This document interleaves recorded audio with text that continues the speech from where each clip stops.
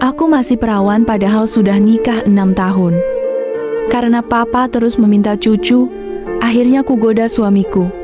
Namun, reaksi suamiku di luar nalar. Suamiku ternyata belum. Amun, reaksi suamiku di luar nalar. Suamiku di luar nalar. Jangan bertingkah seperti pelacur di hadapan saya. Aku mengerjap tak percaya. Apa? Dia membuang napas dengan keras, lalu berjalan mendekat. Meraih selimut di ranjang persis di sebelahku duduk. Lantas membungkus tubuhku dengan benda di tangannya itu. Dengan suara bergetar seperti akan menangis, aku berkata lirih, nyaris tak terdengar. Apa salahnya aku berpakaian seperti ini? Tidak salah asal tidak memakainya untuk menggoda saya. Dia menjawab datar. Tatapannya padaku masih penuh kemarahan. Apa salahnya? Kan wajar jika aku memakainya di depan suamiku sendiri. Mau gak mau, suka gak suka, Mas harus nerima aku sebagai istri Mas. Mas, dia tercengang heran. Seolah ucapanku adalah sesuatu yang salah. Jangan panggil saya Mas, panggil saya Pak seperti biasanya. Kamu membuat saya jadi ilfil padamu. Dia menatapku dingin. Dan perlu kamu ingat baik-baik Diandra, selama ini saya tidak pernah menganggapmu sebagai istri saya. Bagi saya, kamu adalah putri kecil saya, tidak lebih. Jadi, jangan coba-coba kembali menggoda saya, karena saya tidak akan tergoda pada anak saya sendiri. Jangan jadi perempuan murahan, pakai bajumu lalu keluar dari kamar saya. Setelah berkata begitu, dia melangkah panjang-panjang keluar kamar. Aku menggigit bibir kuat. Air mata yang sejak tadi kutahan akhirnya luruh juga, mengalir pelan di pipi. Jangan jadi perempuan murahan. Aku tersengal saat terngiang perkataannya itu. Apa seorang istri yang memulai duluan agar pernikahannya dengan sang suami menjadi harmonis disebut pelacur? Kemarin, saat papa bilang padaku dengan nada, memohon bahwa ia ingin menimang cucu sebelum meninggal, aku terus termenung memikirkan ucapan papa. Papa terkena kanker stadium 4. Dulu kankernya sempat remisi 4 tahun, tapi karena pola makannya tidak dijaga dengan benar, kanker yang sempat tenang kembali menggerogoti tubuh papa. Aku ingin mengabulkan keinginan papa. Akhirnya setelah menimbang-nimbang, mungkin tidak ada salahnya jika aku dan Pak Nur Salim, begitu aku biasa memanggil papa temanku, menjalani pernikahan seperti umumnya, berbagi ranjang yang sama dan memiliki anak, bukannya tidur terpisah seperti orang asing. Aku menyingkap selimut dari tubuhku lalu berjalan keluar kamar. Kulihat Pak Nur Salim duduk di sofa. Dia buru-buru mengalihkan pandang saat bertemu tatap denganku. Sungguh sikapnya sangat menyakitiku. Jadi, alih-alih segera masuk ke kamarku, aku malah mendekat ke arahnya, membuatnya melebarkan mata tak percaya. Apa yang kamu lakukan?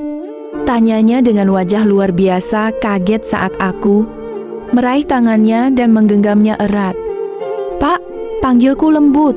Kenapa Bapak seperti ini padaku? Aku istrimu, bukan anakmu lagi.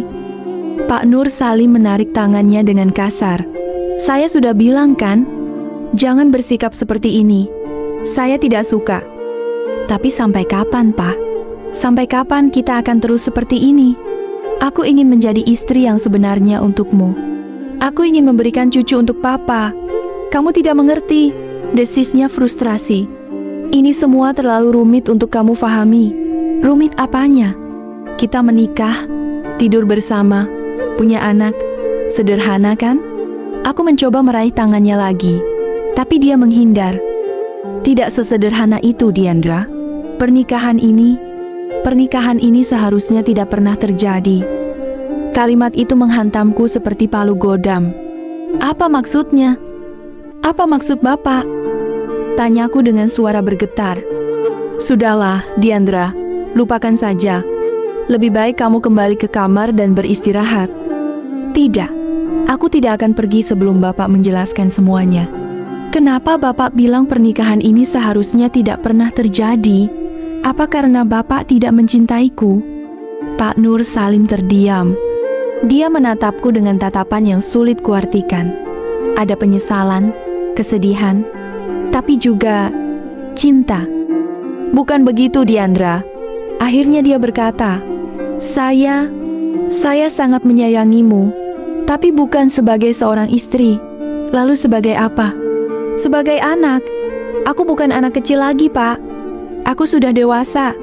Aku ingin dicintai sebagai seorang wanita, seorang istri. Saya tidak bisa, Diandra. Saya tidak bisa memberikan apa yang kamu inginkan. Air mataku kembali mengalir. Aku merasa hancur, terluka, dan sangat bingung. Apa yang sebenarnya terjadi? Kenapa pria yang kunikahi, pria yang seharusnya menjadi suamiku, justru menolakku mentah-mentah? Kenapa, Pak? Kenapa Bapak tidak bisa? Pak Nur Salim menghela napas panjang. Dia meraih kedua tanganku dan menggenggamnya erat. Tatapannya kali ini penuh dengan kesungguhan. Karena ada rahasia yang harus kamu tahu, Diandra. Rahasia yang akan mengubah segalanya. Jantungku berdegup kencang. Rahasia apa yang bisa membuat pernikahanku menjadi seperti ini? Rahasia apa yang bisa membuat pria yang kusayangi menolakku mentah-mentah? Rahasia apa, Pak? Tanyaku lirih. Pak Nur Salim menatapku dalam-dalam. Saya adalah... Tiba-tiba, suara dering telepon memotong ucapannya. Pak Nur Salim mengernyit kesal, tapi kemudian meraih teleponnya dan menjawabnya. Halo? Aku menunggu dengan cemas, berharap dia segera menyelesaikan pembicaraannya dan melanjutkan penjelasannya. Tapi semakin lama, wajah Pak Nur Salim semakin pucat. Apa? Tanyanya dengan suara bergetar. Tidak mungkin, ini pasti salah. Dia terdiam sesaat, mendengarkan sesuatu dari seberang telepon. Kemudian, dia menutup teleponnya dengan tangan gemetar. Ada apa, Pak? Tanyaku khawatir. Pak Nur Salim menatapku dengan tatapan kosong. Papa kenapa?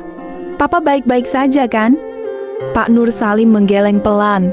Papa kamu sudah meninggal, Diandra. Duniaku runtuh seketika. Papa sudah meninggal. Tidak mungkin. Ini pasti mimpi buruk. Aku menggelengkan kepala, tidak percaya dengan apa yang baru saja ku dengar. Tidak, ini tidak mungkin. Aku harus melihat Papa. Aku berlari keluar rumah, menuju rumah sakit tempat Papa dirawat. Pak Nur Salim berusaha mengejarku, tapi aku tidak peduli. Aku hanya ingin melihat Papa, memastikan bahwa semua ini hanyalah mimpi buruk. Namun, kenyataan pahit menghantamku saat aku tiba di rumah sakit.